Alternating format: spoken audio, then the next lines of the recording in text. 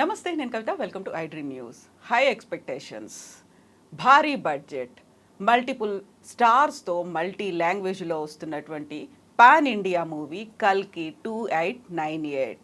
నిన్న సాయంత్రం trailer release అయింది. మిలియన్స్లో వ్యూస్ వస్తున్నాయి. ఓవరాల్గా కల్కి మూవీని ఎలా చూడొచ్చు?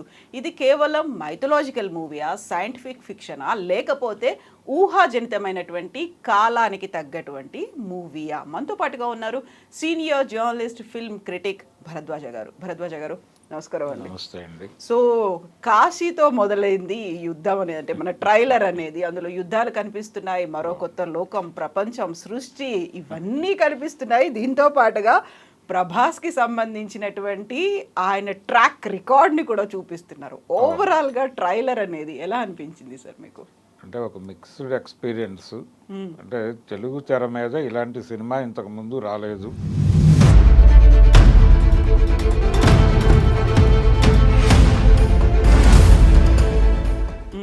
అన్న ధోరణిలో నడిచింది. అంటే అభిమానులకి పూర్తిగా తృప్తినిచ్చిందా అనేది అనుమానమే. ఎందుకలా? అంటే ప్రభాస్ కోసం చూశారు ఇది. ప్రభాస్ చాలా తక్కువ కనిపించాడు ట్రైలర్లో. అలాగే నేరేషన్ ఎక్కువైంది. ఆ నేరేటివ్లో అమితాబ్ బచ్చన్ ఎక్కువ కనిపించాడు. అంటే స్పేస్ ఎక్కువ అమితాబ్కి వెళ్ళిపోయింది.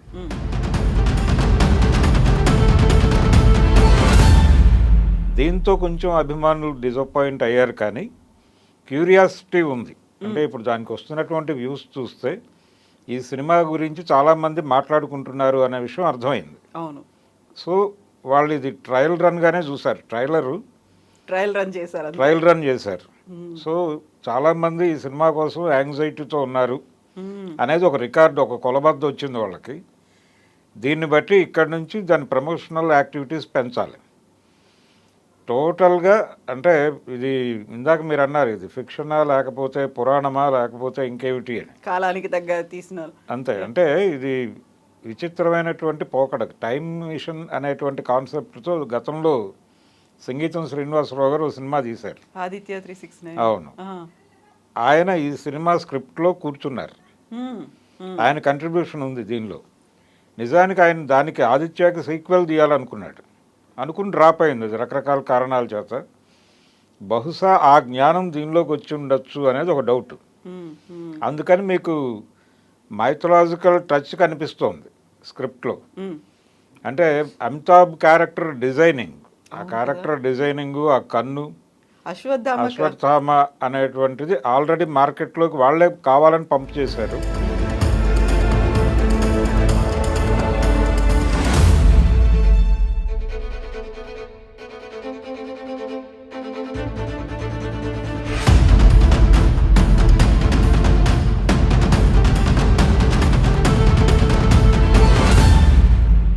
అక్కడి నుంచి మీకు మహాభారతంలో క్యారెక్టర్లు, రిఫరెన్సెస్ కనిపించవచ్చు, ఏదైనా కనిపించవచ్చు. అంటే డిఫరెంట్ టైమ్ లైన్స్లో జరిగేటువంటి కథని తీసుకొచ్చి కనెక్ట్ చేసి ఈ 3 పాయలుగానో 4 పాయలుగానో నడుస్తూ ఎక్కడో చోట మళ్ళీ కంక్లూడ్ చేస్తాడు. ఇది 2 భాగాలుగా నిర్మాణం జరుపుకుంటున్నటువంటి సినిమా. సో కంక్లూడింగ్ అనేది ఇప్పుడు ఉండదు. సో ఇప్పుడు మనం మొదటి భాగం చూడటానికి మాత్రమే సిద్ధమవుతున్నాం. ఇది సెకండ్ పార్ట్ చూడటానికి క్యూరియాసిటీ క్రియేట్ చేసేదిగా ఉంటుంది, అంతే. దీని మోటో అదే. అదే షూటింగ్ వీళ్ళు దాదాపు సెకండ్ పార్ట్ కూడా కంప్లీట్ చేసి ఉండొచ్చు, కొంత ఉంటుంది. అయితే ఇతను చాలా కష్టపడి ప్లాన్ చేశాడు. నాగశ్విన్ ప్రాణం పెట్టి చేశాడు ఈ సినిమాని. అంటే మహానటి తర్వాత వేరే ప్రాజెక్ట్ ముట్టుకోలేదు. దీని టార్గెట్ అంటే రాజమౌళి గారు ఒక మాట చెప్పాడు, కరోనా అనంతరం థియేటర్లకు జనాలు రావడం లేదు అన్నప్పుడు దానికి పరిష్కారంగా ఆయన చెప్పిన మాట ఏంటంటే, సినిమా అనేది థియేటర్కల్ ఎక్స్పీరియన్స్ ఇవ్వాలి ఆడియన్స్కి, అప్పుడు మాత్రమే థియేటర్కి వస్తారు. ఎందుకంటే చాలా ప్లాట్ఫామ్స్ మీద సినిమాలు అవైలబుల్గా ఉన్నాయి, కానీ థియేటర్లో చూస్తే తప్ప ఆ అనుభూతి రాదు, అనిపించాలి సినిమా. అది తీసుకున్నారు వీళ్ళు. అది తీసుకుని ఈ లెవెల్లో ఇంత గ్రాండియర్గా తీయటము, అంత రిచ్గా చూపించడము, అంత రిచ్. అంటే దీనిలో చాలా ఉంటాయి. థియేటర్లకు జనాలను రప్పించడానికి ఆడియన్స్ని ఇన్వాల్వ్ చేస్తూ, అంటే థియేటర్లో సీట్లు కదిలేటువంటి టెక్నాలజీ కూడా పట్టుకొచ్చేసారు కదా మన వాళ్ళు. అవును. ఇంత కష్టపడుతున్నారు థియేటర్లకు జనాలను రప్పించడానికి. దాదాపు అదే కష్టం వీళ్ళు పడ్డారు ఈ సినిమాలో. కల్కి ట్రైలర్ చూస్తే అదే అర్థమవుతుంది. అంటే ఇది ఒక చందమామ కథలాగా అనిపించాలి, అన్ని జనరేషన్స్ వాళ్ళు కనెక్ట్ అవ్వాలి. పౌరాణిక నేపథ్యం ఉంటే తప్ప అది సాధ్యం కాదు. అందుకని ఈ పౌరాణిక నేపథ్యం తీసుకున్నారు. దానికోసం అని చెప్పి సంగీతం గారిని ఇన్వాల్వ్ చేశారు దీనిలో. మీరు ఏ సినిమా అయినా తీసుకోండి, చాలా పెద్ద హిట్ అయినటువంటి ప్రతి సినిమాకి ఒక పౌరాణిక నేపథ్యం ఉంటుంది. అవును, ఇంక్లూడింగ్ షోలే. అమితాబ్ గారి పెద్ద హిట్ సినిమా షోలే కూడా రామాయణం నేపథ్యమే. అది అదేదో సెవెన్ సమురాయి ఇవన్నీ మాట్లాడతారు, కానీ మీకు బాలకాండలో విశ్వామిత్రుడు వచ్చి రామలక్ష్మణులు నువ్వు నేను యాగ రక్షణ కోసం వినియోగించుకుంటాను అంటాడు. ఇందులో సంజీవ్ కుమార్ వెళ్ళి ప్రభుత్వాన్ని అడుగుతాడు, తిహార్ జైల్లో ఉన్నటువంటి ఫలానా 2 ప్రిజనర్స్ కావాలి నాకు, వాళ్లతో నేను మా ఊరు కాపాడుకుంటాను బందిపోటు దొంగల నుంచి అని అడుగుతాడు. వాళ్ళని తెచ్చి ఆ యాగ రక్షణ చేస్తాడు. అంటే విశ్వామిత్రుడి క్యారెక్టర్లో సంజీవ్ కుమార్ని, రామలక్ష్మణుల పాత్రల్లో అమితాబ్ని, ధర్మేంద్రని అనుకుంటే అది రామాయణమే, బాలకాండే, షోలే. సో మీరు పెద్ద హిట్ సినిమాలు ప్రతిదానికి ఒక పౌరాణిక నేపథ్యం కనిపిస్తుంది. అంటే దాని నుంచి జనాలని పట్టుకోవడం తేలికవుతుంది. ఇప్పుడు రోజా సినిమా కూడా సతీ సావిత్రి అనేది అందరికీ తెలిసిన విషయమే.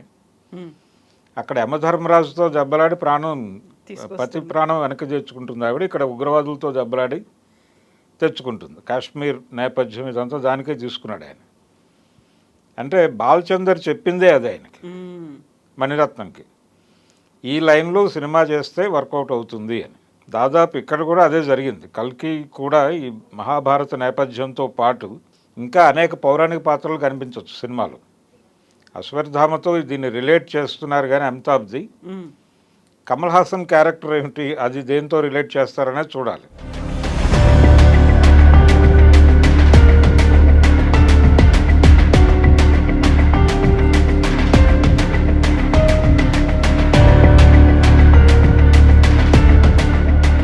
అతను విలన్గా కనిపిస్తున్నాడు సినిమాలో అనేది అర్థమైంది ట్రైలర్లోను. వాళ్ళు కూడా అదే చెప్పారు.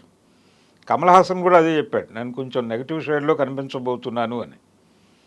కమల్ హాసన్ గతంలో నెగిటివ్ షేడ్లో చేసిన సినిమా ఒకటి ఉంది, అభయ్ అని.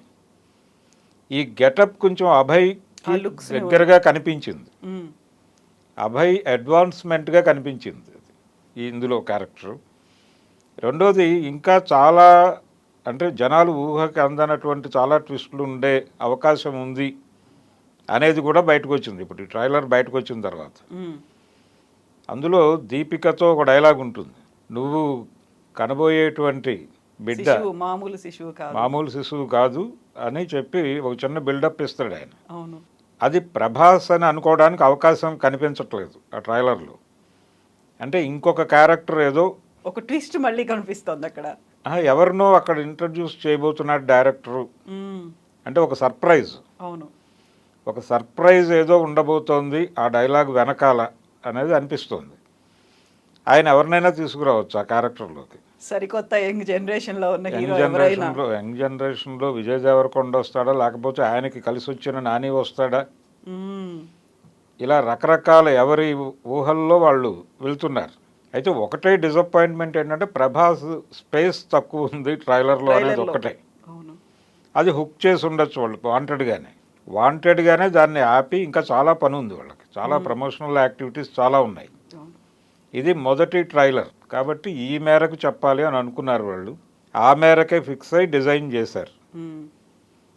ఇందులో అంటే వాళ్ళ టార్గెట్ వచ్చేసి టోటల్, ఇది మీరు ఇందాక పాన్ ఇండియా అన్నారు, పాన్ ఇండియా కాదు, ఇది పాన్ వరల్డ్. ఒక హాలీవుడ్ రేంజ్లో తీసిన సినిమా. హాలీవుడ్ సినిమా అంటే తెలుగు సినిమా అనేది ఇప్పుడు 3 భాగాలుగా చీలిపోయింది. ఒకటి పాన్ వరల్డ్ సినిమా, ఒకటి పాన్ ఇండియా సినిమా, ఒకటి లోకల్ సినిమాగా మారిపోయింది. లోకల్ సినిమా ఇక్కడ మార్కెట్కి టార్గెట్ చేసి తీసే సినిమాలు. హీరోలు కూడా అలాగే మారిపోయారు, పాన్ ఇండియా హీరోలు, పాన్ వరల్డ్ హీరోలు. ఈ మధ్య ఎన్నికల ప్రచారంలో ఆయన పవన్ కళ్యాణ్ అన్నాడు ఆ మాట, నాకంటే జూనియర్ ఎన్టీఆర్ పెద్ద హీరో, నాకంటే అల్లు అర్జున్ పెద్ద హీరో, ఇలా మాట్లాడాడు ఆయన. ఎక్కడి నుంచి పెద్ద హీరోలు ఉద్భవించారంటే వీళ్ళ మార్కెట్ డిసైడ్ చేస్తుంది. ఆ రేంజ్ ఏంటి అనేది, ఆ రేంజ్ ఏంటది. రామ్ చరణ్ కూడా నాకంటే పెద్ద హీరో అన్నాడు ఆయన. అంటే వీళ్ళు ట్రిబుల్ ఆర్ సినిమా ద్వారా ప్రపంచ మార్కెట్కి పరిచయం అయ్యారు. సో వాళ్ళ రేంజ్ అది. ఇప్పటి వరకు రజనీకాంత్కి మాత్రమే బయట మార్కెట్ ఉండేది, ఓవర్సీస్ మార్కెట్ కొంచెం ఎక్కువ ఉండేది.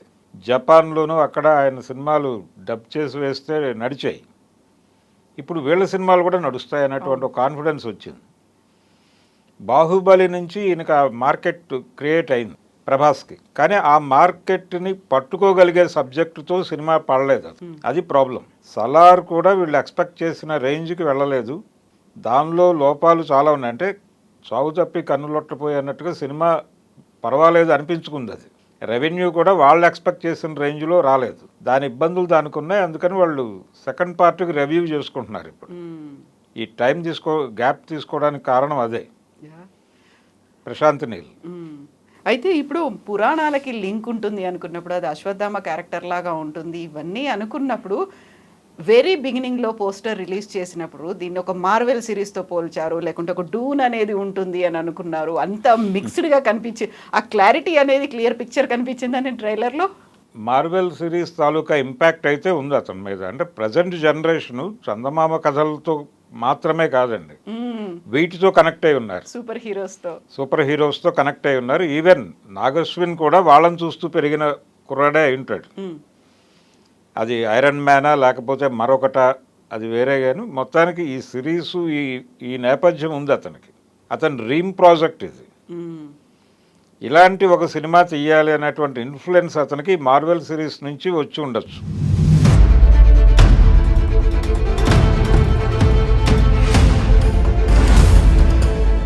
అందుకని ప్రభాస్ క్యారెక్టరు, ఆ కారు, ఆ బుజ్జి,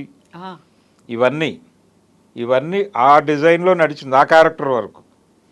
అయితే ఇది మాత్రమే జనాల్ని హుక్ చేయదు అనేది ఒక నమ్మకం ఉంది అతనికి. అందుకని పురాణాలని నేపథ్యంగా తీసుకున్నాడు అంతే. భారతీయ పురాణాలని నేపథ్యంగా తీసుకుని ఒక మార్వెల్ సిరీసే చేశాడు అతను. టోటల్ సినిమా చూస్తే మీకు ఆ ఎక్స్పీరియన్స్ వస్తుంది. ఇలాంటి ఆలోచనతోనే ఆ సినిమాని ఆదిపురుష్ డిజైనింగ్లో కూడా ఈ ప్రభావం కనిపిస్తుంది. ఈ మార్వెల్ సిరీస్ తాలూకా ప్రభావం కనిపిస్తుంది ఆ డైరెక్టర్ మీద కూడా. అది సెట్ అవ్వలేదు. అంటే పూర్తిగా వాళ్ళు రామాయణాన్ని ఆధోరణలో చెప్పే ప్రయత్నం చేయడంతో జనాలు దాన్ని రిజెక్ట్ చేసే పరిస్థితి వచ్చింది. ఇప్పుడు అది కాదు. ఇది కేవలం పౌరాణిక నేపథ్యం కనిపిస్తుంది. మీకు ఆ రెఫరెన్సెస్ ఎక్కడో వెలుగుతాయి అంతే. ఇది మనం చదువుకున్నాము, ఇది విన్నాము అనేది అంతే. ఎక్కడ విన్నాము అనేది మీరు రెఫరెన్స్లోకి వెళితే మీకు తడుతుంది. ఇది భారతం నుంచి చూసాము, లేకపోతే రామాయణంలో విన్నాము, మరో చోట విన్నాము, ఇంకో పురాణంలో విన్నామని అనిపిస్తుంది అంతే. ఆ రెఫరెన్సెస్ మీకు స్ఫురించేలాగా సినిమా ఉంటుంది అంతే. మిగిలిందంతా మార్వెల్ సిరీస్ గోలే. ఇది పిల్లల్ని అలాగే పెద్దవాళ్ళని, అంటే 3-4 జనరేషన్స్ని థియేటర్కి రప్పించేటువంటి ప్రయత్నం చేస్తున్నారు వీళ్ళు. అది కనిపించింది, ఆ కష్టం కనిపించింది ట్రైలర్లో. రెండోది, ఈయనకు ఒక చేదు అనుభవం ఉంది అశ్విని దత్కి.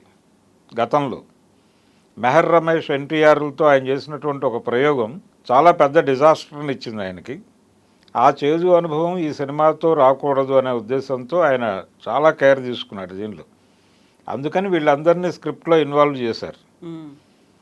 శ్రీనివాసరావు గారిని, ఇంకా సత్యానంద్, వీళ్ళందరూ కూర్చున్నారు దానిలో. కూర్చుని ఎవరి కంట్రిబ్యూషన్ వాళ్ళు చేశారు ఈ సినిమా బాగా రావాలి అని. అయితే మెయిన్ సోర్స్ అతనే, నాగశ్వినే. అతని డ్రీమే. అతను మార్వెల్ సిరీస్ నుంచి ప్రేరణ పొందాడు, దాని నుంచే ఈ ఐడియా జనరేట్ అయింది అనేది మాత్రం వాస్తవం. So biggest forces join for greatest battle అనే ఒక మాట అందులో మనకి వినిపించలేదు, కాకుంటే టెక్స్ట్ రూపంలో కనిపించింది. అది ఇంకొక ఎలివేషన్లా అనిపిస్తుంది. నెక్స్ట్ ఏముంటుంది అనేది. అంటే ఇది 2 భాగాలని అనుకున్నాం మనం. ఈ 2 భాగాల్లో ఈ మొదటి భాగం రెండో భాగానికి సన్నద్ధం చేయటమే, రెండో భాగం చూడటానికి సన్నద్ధం చేయటమే అనే విషయాన్ని రాజమౌళి గారు బాహుబలితో చెప్పాడు. సో ఇందులో కూడా కట్టప్ప లాంటి ఒక క్యారెక్టరు, ఎందుకు ఆ వెన్నుపోటు వెనకాల కథ ఏంటి అనేది ఒక డిస్కసివ్ పాయింట్గా మార్చేటువంటి ప్రయత్నం ఇందులో కూడా జరుగుతుంది. అయితే బాహుబలి అదొక జానపద తరహాలో వెళ్ళాడు ఆయన. ఈ నేపథ్యం తీసుకున్నాడు. అంటే ఈ బిగ్ సినిమా చెయ్యాలి, ప్రపంచ మార్కెట్ని పట్టుకోవాలి అనేటువంటి ప్రోగ్రాంలో చాలామంది డైరెక్టర్లు నిమగ్నమై ఉన్నారు ఇప్పుడు. ఈ నిమగ్నమైనటువంటి డైరెక్టర్లలో బాలీవుడ్లో జరిగినటువంటి ప్రయత్నాలు ఏవి వర్కౌట్ అవ్వలేదు. బ్రహ్మాస్త్ర అనే ఒక ప్రయోగం ఉంది, అది చాలా దారుణమైనటువంటి ఫెయిల్యూర్ చూశారు వాళ్ళు. కాబట్టి ఈ అనుభవాలన్నీ ఉన్నాయి. ఈ అనుభవాలన్నీ ఉండటం వలన ఆదిపురుష అనుభవం ఉంది. ఈ అనుభవాలన్నీ వాటి నుంచి కొన్ని గుణపాఠాలు నేర్చుకుని ఇది డిజైన్ చేశారు అని అయితే నాకు అనిపించింది నిన్నటి ట్రైలర్ చూస్తే. ఆ కేర్ కనిపించింది. డెఫినెట్గా సినిమా జనాల్ని అట్రాక్ట్ చేస్తుంది అనేటువంటి ఒక నమ్మకాన్ని ఇచ్చాడు ఆయన. పూర్తిగా జనాలకు అది రకరకాల అంచనాలు ఉన్నాయి సినిమా మీద. ఈ అంచనాలతో చూసిన వాళ్ళకి కొంచెం డిసప్పాయింట్మెంట్ ఉండొచ్చు, కానీ ఇది ముందు ఒక చిన్న రుచి చూపించడం కోసం వదిలింది. మొత్తం అన్నీ చూసిన తర్వాత ఈ అభిప్రాయం మారచ్చు. ఇంకా చాలా ఉన్నాయి కాబట్టి అందులో ఇది ఓన్లీ ఫస్ట్ ట్రైలర్ మాత్రమే కాబట్టి. అయితే ఇప్పటి వరకు ఫ్యాన్స్లో ఒక ఆందోళన ఉంది, దీనికి బజ్ క్రియేట్ కావడం లేదు ఈ సినిమాకి అని. దాన్ని బద్దలు కొట్టారు వీళ్ళు వ్యూస్ ద్వారా. అవును, అంటే చాలామంది చాలా ఈగర్గా ఉన్నారు ఈ సినిమా చూడటానికి అనేది అయితే వాళ్ళు ఆ నెంబర్ చూపించగలిగారు. అవును, ప్రపంచవ్యాప్తంగా. ప్రపంచంలో అంటే ఇండియన్ మైథాలజీకి సంబంధించిన ఇన్ఫ్లుయెన్స్ వెస్ట్లో కూడా ఉంది. సో ఆ ఆడియన్స్ను కూడా దీని నుంచి క్యాప్చర్ చేయాలనేది ఒక వ్యూహం ఉంది వీళ్ళకి. అందుకని ఈ క్యారెక్టర్స్ని నెమ్మదిగా పరిచయం చేసేటువంటి కార్యక్రమం ఒకటి జరుగుతుంది ఇప్పుడు. జరిగి నెమ్మదిగా జనాల్ని ఈ సబ్జెక్టుతో సింక్ చేసి థియేటర్లకు రప్పించి ఒక పాన్ వరల్డ్ సినిమాగానే దీన్ని ఒక పెద్ద సక్సెస్ కొట్టే ప్రయత్నంలో ఉన్నాడు ఆయన నాగశ్విన్. డెఫినెట్గా అతని ప్రయత్నం వర్కౌట్ అవుతుంది అనే అదే అనిపించింది నిన్న ట్రైలర్ చూస్తే. సో ఇప్పటిదాకా మనం చూసిన ఈ మార్వెల్ సిరీస్లు కావచ్చు, లేకుంటే సూపర్ హీరోస్కి సంబంధించినటువంటి అన్ని సినిమాల్లో కూడా ఒక స్పెషల్ వెహికల్ అనేది కనిపిస్తుంది. అది కార్ కావచ్చు, లేకుంటే బైక్ కావచ్చు, ఇంకోటి ఏదైనా. దీనికోసం మహేంద్ర స్పెషల్గా డిజైన్ చేసినటువంటి బుజ్జి అనే దాన్ని కూడా, ఆ క్యారెక్టర్ ఇంట్రొడక్షన్ కూడా భలే అనిపించింది అసలు. అంటే ఈ బుజ్జి అనే అంటే ఆ పేరు డిజైన్ చేయటం వెనకాల కూడా శంకర్ ప్రభావం కనిపిస్తుంది. అంటే శంకర్ కూడా ఇదే ధోరణి. అంటే ఆయన జనాలలో నానినటువంటి ఒక అంశాన్ని తీసుకుని దాన్ని అద్భుత రసంలో చెప్తాడు. చాలా ఎగ్జాగరేట్ చేసి చెప్తాడు విషయాన్ని. చెప్పదలుచుకున్న విషయం కంటే కూడా ఆయన చెప్పే పద్ధతి, నేరేషన్ చాలా అద్భుత రసంలో పెడతాడు ఆయన. అలా వెళ్ళటం ద్వారా జనాల్ని థియేటర్లకు రప్పించాలనేది ఆయన వ్యూహం. అది కూడా మార్కెట్టే. అంటే వీళ్ళందరూ అంటే రాజమౌళి దగ్గర నుంచి ఒక డిజైనింగ్ జరిగింది, మార్కెట్ డిజైనింగ్. మార్కెట్ మౌళి అనొచ్చు అతన్ని, రాజమౌళిని. అంటే మనం క్వాలిటీ సినిమా తీయాలంటే బడ్జెట్ పెరగాలి. ఎక్కువ బడ్జెట్ పెట్టాలంటే మనం మార్కెట్ గ్యారంటీ చూపించాలి ప్రొడ్యూసర్కి. అందుకని మన సబ్జెక్టు అలా ఉండాలి. ఆ తరహా ధోరణిలో వెళ్తున్నాడు ఆయన. RRR కావచ్చు, బాహుబలి కావచ్చు, ఇవన్నీ ఆ ధోరణిలో డిజైన్ చేసిన సినిమాలే. అన్నిట్లోనూ మీకు నేల విడిచి సాము చేయటం కనిపిస్తుంది. ఇందులో కూడా ఆ ధోరణి ఉంది ఈ సినిమాలో కూడా. ఈ బుజ్జి అనే క్యారెక్టర్ చిట్టి అనిపిస్తుంది వెంటనే. రోబోలో చిట్టి, అందుకని బుజ్జి ఈ ధోరణి. అంటే వీళ్ళందరినీ స్టడీ చేశాడు ఈయన నాగశ్విన్. ఏ పేర్లకి జనాలు ఇమ్మీడియట్గా కనెక్ట్ అవుతారు అనేది. చిట్టి అనే పేరు జనరల్గా అందరూ ఇళ్లలో నానేటువంటి పేరు అది.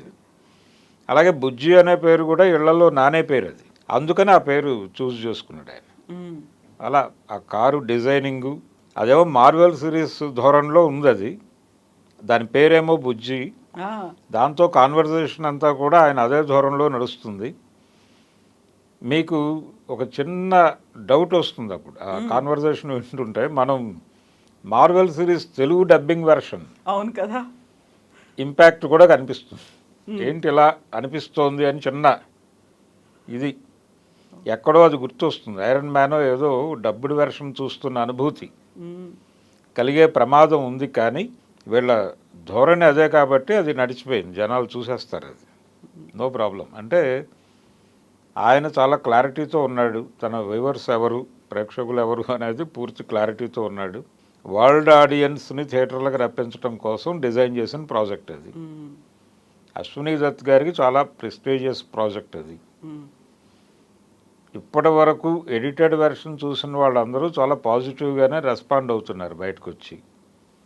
సో సినిమా డెఫినెట్గా వైజయంతి నుంచి మళ్ళీ ఒక బ్లాక్ బస్టర్ చూడబోతున్నాం అనేటువంటి హోప్ అయితే కలిగించాడు ఆయన. డిసప్పాయింట్ చేయలే. అంచనాలు ఉండి కొంచెం ఇబ్బంది పడిన వాళ్ళు, ప్రభాస్ అభిమానులు ఇలాంటి అభిప్రాయాలు వస్తున్నాయి, కానీ ఇది కూడా మంచిదే అనుకుంటున్నారు వాళ్ళు. ఇది ఇంకొంచెం క్యూరియాసిటీని పెంచుతుంది. మనం డబ్బింగ్ గురించి మాట్లాడుకున్నప్పుడు, డబ్బింగ్ హాలీవుడ్ మూవీలా ఉందనుకున్నప్పుడు అమితాబ్ బచ్చన్ కావచ్చు, దీపికా కావచ్చు, వీళ్ళందరూ వాళ్ళకి వాళ్ళే డబ్బింగ్ చెప్పుకోవడం అనేది కూడా. అవును.